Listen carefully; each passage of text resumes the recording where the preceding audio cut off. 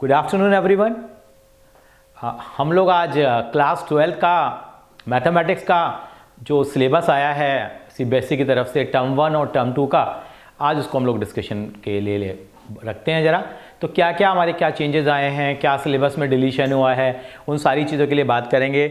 सबसे इम्पॉर्टेंट चीज़ क्या है बेटा कि हमें स्ट्रेटजी बनानी होगी कि टर्म 1 के एग्ज़ामिनेशन और टर्म 2 के एग्ज़ामिनेशन के लिए कैसे हम तैयारी करें। टर्म 1 जो होगा आपका MCQ बेस्ड होगा, 90 मिनट्स का होगा, ये सीबीएसई ने क्लियर किया है। 40 मार्क्स का होगा। मैथमेटिक्स की बात करते हैं तो हम लोग सेम M2 जो टर्म 2 की बात करते हैं तो सब्जेक्टिव होगा, 2 आवर की ड्यूरेशन होगी और उसका वेटेज भी 40 मार्क्स का रखा जाएगा। और इन दोनों एग्ज़ाम्स को मिलाकर के आपका जो फाइनल का जो बनेगा वो कंसोलिडेट होगा। यहाँ ध्यान रखने वाली बात यह है कि अब सीबीएसई ने इन 4 ऑप्शंस को भी यहाँ दिया है कि दोनों एग्ज़ाम अगर ऑनलाइन होते हैं तो इक्वल वेटेज होगी। दोनों एग्ज़ाम साथ साथ में कुछ प्रोजेक्ट्स आपके जो इंटरनल असेसमेंट वगैरह हैं उनको भी लिया जा सकता है। एक ऑनलाइन हो एक ऑफलाइन हो तो ऑफलाइन की ज़्यादा वेटेज होगी। पहला वाला ऑफलाइन हो जाए दूसरा ऑनलाइन हो जाए तो वहाँ पे भी ऑफलाइन की ज़्यादा वेटेज होगी। और दोनों अगर ऑफलाइन हो जाएंगे तो दोनों की इक्वल वेटेज ली जाएगी। तो मैथमेटिक्स के ऊपर आते हैं हम लोग और बात करते हैं मैथमेटिक्स के अंदर में टर्म 1 के अंदर में क्या क्या चीज़ आई हैं। पहले बता दो, बहुत सारे चेंजेज हैं हमारे पास। पहले क्या था क्या नहीं था वो आप लोगों को वैसे भी नहीं मालूम और ज़रूरत भी नहीं है आपको जानने की। अब आपको 2021 और 22 में सीबीएसई ने टर्म 1 का क्या सिलेबस दिया है उसके ऊपर हम बात करेंगे। लेकिन एक बात को मैं फिर से कहता जा रहा हूँ, आपको MCQ तैयारी करनी है। MCQ के लिए बहुत कोई रॉकेट साइंस नहीं लगानी है, आपको अपने कंसेप्ट्स को अच्छा रखना है, कंसेप्ट्स को अच्छा रखना है। दूसरी बात, NCERT गो थ्रू करनी है पूरी और एग्जाम्पलर जो है वो हम लोग साथ में इसमें ऐड कर लेंगे क्योंकि एग्जाम्पलर में MCQ का जो लेवल है वो बहुत अच्छा दिया हुआ है।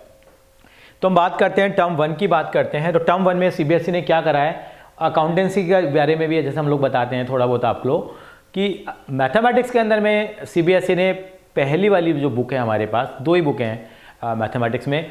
फर्स्ट बुक आपकी पूरी आएगी और टोटल 13 चैप्टर हैं, तो पहली बुक के 6 चैप्टर हो गए और सेकेंड बुक का जो हमारा लीनियर प्रोग्रामिंग प्रॉब्लम वाला चैप्टर है, चैप्टर नंबर 12 जो है वो भी इन्होंने यहाँ पे इंक्लूड किया है। तो देखते हैं कैसे कैसे वेटेज है, आपको यहाँ नज़र आ रहा होगा। देखिए पहला चैप्टर हमारा है रिलेशन एंड फंक्शन का चैप्टर है हमारे पास। पहला चैप्टर हमारा कौन सा है बेटा, रिलेशन एंड फंक्शन का हमारा चैप्टर है। तो वो हमारे पास रखा है यहाँ पे रिलेशन एंड फंक्शन। तो यहाँ पे relation and function, relation chapter 1 और फंक्शन हो गया हमारा चैप्टर नंबर 2। दोनों की जो कंबाइंड वेटेज है वो 8 मार्क्स की है। यानी कि मैं मान के चल रहा हूँ कि 8 MCQ पूछे जाएंगे, 4 MCQ पूछे जा सकते हैं, 3 या 5 ही पूछे जा सकते हैं। दोनों की ओवरऑल वेटेज हमारी 8 मार्क्स की। इंपॉर्टेंट चीज़ क्या है बेटा जो आपको लिखनी है, साथ साथ में आप अपने कॉपी पेन ले लीजिए। मैं आपको बताने जा रहा हूँ कि जो हमारा रिलेशन का चैप्टर नंबर 1 है, चैप्टर 1 में आपके लिए अच्छी बात है 4 एक्सरसाइज हैं यहाँ पे 1.1 से लेके 1.4 तक। तो यहाँ पे आपके लिए अच्छी न्यूज़ ये है, तो रिलेशन के लिए लिख रहा हूँ मैं आपकी 1.3 और 1.4 सीबीएसई ने कट कर दिए। दोनों चीज़ें 1.3 भी नहीं है और 1.4 भी नहीं है। 2 एक्सरसाइज हैं 1.1 और 1.2। 1.1 आपका इक्विवेलेंस रिलेशन पे है और 1.2 आपका उसमें भी केवल 1 एंड ऑन टू फंक्शन आएगा और इधर उधर कहीं देखना ही नहीं है। यानी कि बिल्कुल मछली की आंख की तरह आपको देखना है। यानी कि ये जो हमारा फंक्शन का जो चैप्टर था बड़ा बदनाम है ये चैप्टर, कहते हैं समझ में नहीं आता, समझ में नहीं आता। तो इसमें इन्वर्टेबल भी निकाल दिया है और आपका बाइनरी ऑपरेशन तो पहले से भी निकला हुआ था वो भी हट गया है। तो बहुत अच्छी बात है, बहुत आसान हो गया, बहुत हल्का हो गया है और मैथ्स में स्कोर बहुत अच्छा आएगा। मेरी बात का आप जरूर बिलीव कीजिए और साथ साथ आप फॉलो करते जाइए। बात करते हैं फंक्शन की। यस, इनवर्स ट्रिग्नोमेट्री फंक्शन है। यहाँ 2 एक्सरसाइज हैं NCERT में, 2.1 एंड 2.2। अच्छी न्यूज़ 2.2 कट गई है, क्या रह गया 2.1 रह गया। तो जो कट गया वो मैं लिख रहा हूँ यहाँ पे 2.2 इज बीइंग डिलीटेड, नहीं है आपके सिलेबस में 2.2। तो आप ये सोचिए खाली 2.1 में क्या रह गया वो बताऊंगा अभी। प्रिंसिपल वैल्यू ब्रांच रह गई है केवल आपको, वो रेंज वाला कंसेप्ट जो आपका आता है। और यहाँ देखिए मिसलेनियस में भी इनके रेस्पेक्टिव क्वेश्चंस को आप डिलीट कर देना, चाहे चैप्टर 1 हो चाहे चैप्टर 2 हो। तो आपका लोड कितना कम हो गया, 8 नंबर बहुत आसान हो गए हैं यहाँ पे। तो उसकी MCQ की प्रैक्टिस के लिए भी आगे आने वाले समय में हम लोग आप लोगों के लिए वीडियो लेके आएंगे। आगे चलते हैं। तो यहाँ इसकी वेटेज 8 मार्क्स है। अब एल्जेब्रा के अंदर आपका आ गया चैप्टर नंबर 3 और 4, यानी कि चैप्टर नंबर 3 और 4 आ गया। यहाँ आपका चैप्टर 1 और 2 आ गया था। सर यहाँ भी कुछ कटा है क्या? हाँ जी भाई, कहते हैं ना कहीं ना बेनिफिट तो हर जगह थोड़ा थोड़ा में मिला ही है। तो यहाँ पे आपके लिए बहुत अच्छी चीज़ हमारे पास क्या आती है यहाँ पे बच्चों को बड़ी प्रॉब्लम होती थी ERT, elementary row transformation, 3.3 exercise खत्म। ERT खत्म हो गया आपके लिए, टेंशन खत्म हो गई। इसमें 2x2 का हो या 3x3 का हो, पूरी तरीके से ERT जो है हमारे यहाँ से निकल गया। तो मिसलिनियस में भी जो ERT के क्वेश्चन है ऑटोमेटिकली निकल गए। तो आपके लिए यहाँ भी CBSE ने आपको तोहफा दिया है। मैं कहूँगा चैप्टर नंबर 3 में नोट करते जाइए मेरे साथ साथ, क्या कटा है, जो बाकी बच गया वो तो कवर करेंगे।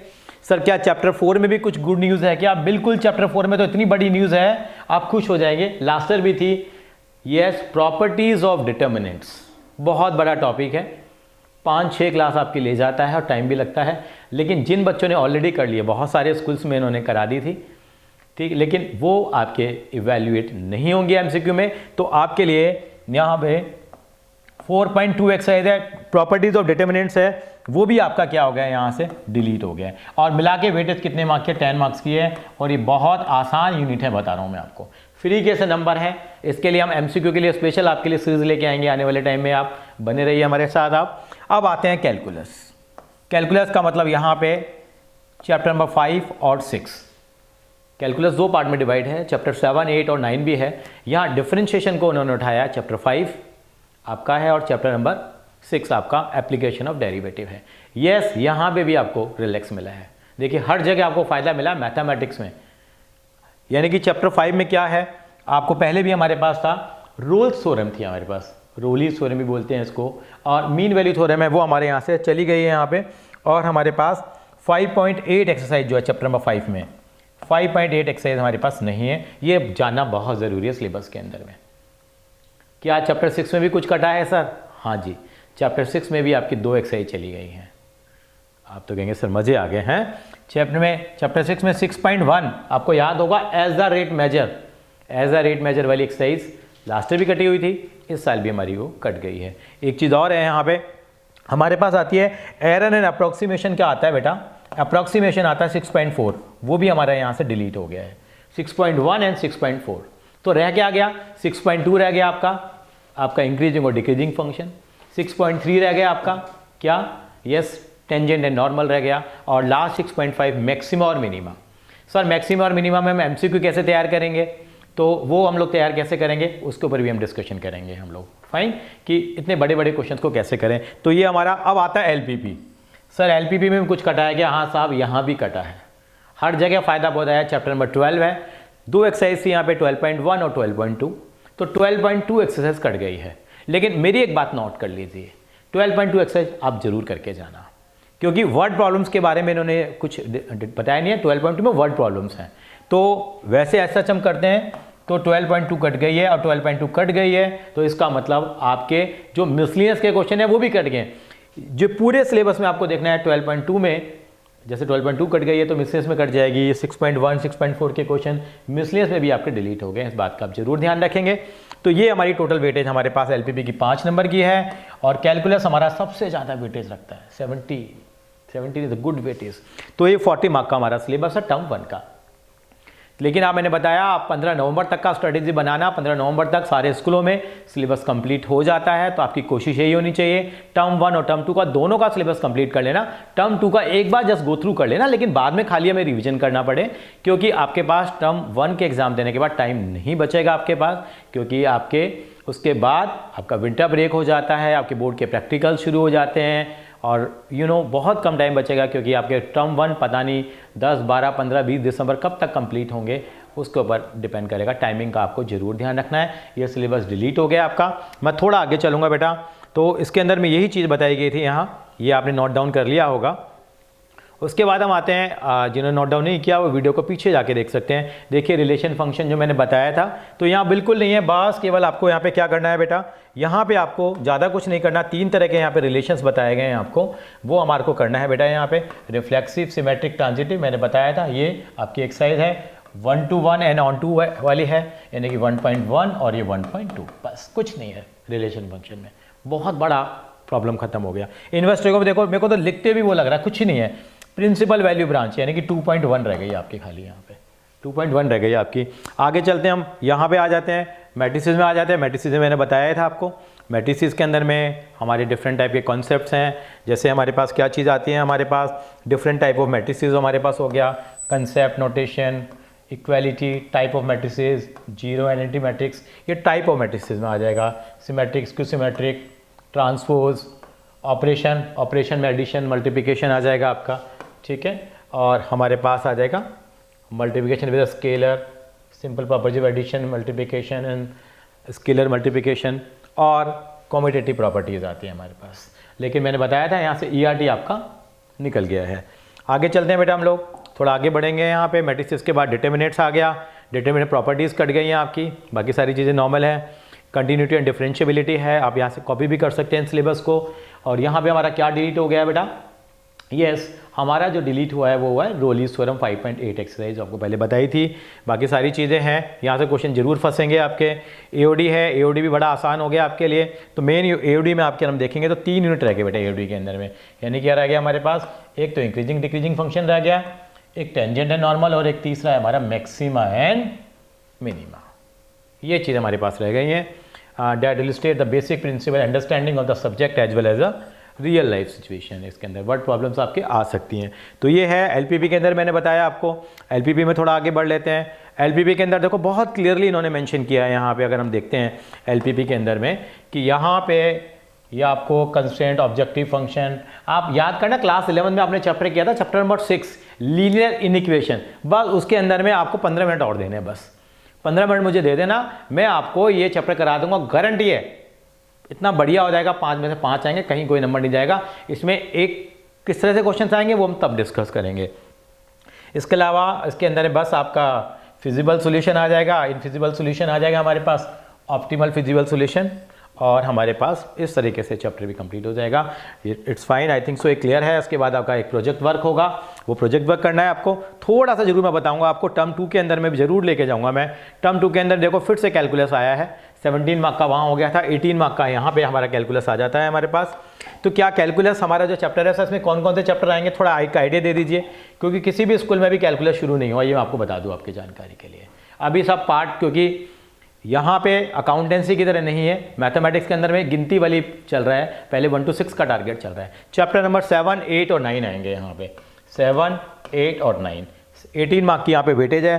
क्या 7 में कुछ कटा है हमारे पास? यस, बहुत बड़ा है, कुछ बच्चों को डिसअपॉइंटमेंट भी होगी, LOS कट गया है। सर LOS क्या होता है? Limit of some. काफ़ी बच्चों का फिक्स का क्वेश्चन आया करता था, लिमिट ऑफ सम चला गया। 7.8 एक्सरसाइज आपके यहाँ से चली गई है चैप्टर नंबर 7 में। और बहुत बड़ा शॉकिंग है, चैप्टर नंबर 8 में 8.2 भी चली गई आपकी। 8.2 कहूँ तो यानी कि हमारे पास जो 2 करवाती थी या 3 करवा गई हैं, जो एरिया बाउंडेड निकाला करते थे, उसमें कॉम्प्लेक्स वाले क्वेश्चन हैं, वो हट गए हैं। तो उसका मतलब मिसलिनियस से भी निकाल देना, चाहे चैप्टर 7 हो चाहे चैप्टर 8 हो। यानी कि 8.2 भी यहाँ कट गई है और यहाँ 7.8 कट गई है। क्या चैप्टर 9 में भी कुछ कटा है क्या? हाँ जी, चैप्टर 9 में भी आपका कट गया है। क्या चैप्टर 9 में सर हमारा क्या कटा है हमारे पास? चैप्टर 9 में आपको याद होगा हमारे पास जो आती थी फॉर्मेशन ऑफ डिफरेंशियल इक्वेशन होता था, 9.3 एक्सरसाइज। 9.3 एक्सरसाइज है फॉर्मेशन ऑफ डिफरेंशियल इक्वेशन। ये आपको थोड़ा और लग रहा होगा सुनने के अंदर में, बाद में भी हम इनको डिटेल में लेके आएंगे, क्योंकि अभी तक आपने किया ही नहीं है। लेकिन ये 9.3 डिफरेंशियल इक्वेशन है, ये भी आपके यहाँ से चली गई है। ये आपके लिए बहुत अच्छी न्यूज़ है कि ये टॉपिक भी हमारे यहाँ से कट गया है, ठीक है। उसके बाद हम वेक्टर 3D पे आते हैं, चैप्टर नंबर 10 और 11। ये देखिए 14 मार्क की वेटेज, सब्सटेंशियल वेटेज है। कॉमर्स वालों को थोड़ा दुख होता है कि क्यों पढ़ रहे हैं वेक्टर 3D। कोई बात नहीं बेटा, अप्लाइड मैथमेटिक्स की ऑप्शन दी गई थी CBSE में, कोई दिक्कत नहीं है, वेक्टर 3D भी करेंगे। क्या सर वेक्टर 3D में भी कुछ कटा है? बिल्कुल, वेक्टर 3D में भी कटा है। बहुत ज़्यादा ग्रेड तो मैं नहीं कहूँगा। इसके अंदर में जो 3D के अंदर जब जाएंगे तब आपको तब बता देंगे। इसके अंदर में एंगल जो है, एंगल वाला कंसेप्ट कट गया है, angle between 2 line, angle between line and plane, ठीक है। ये चीज़ यहाँ से डिलीट हुई है हमारे पास।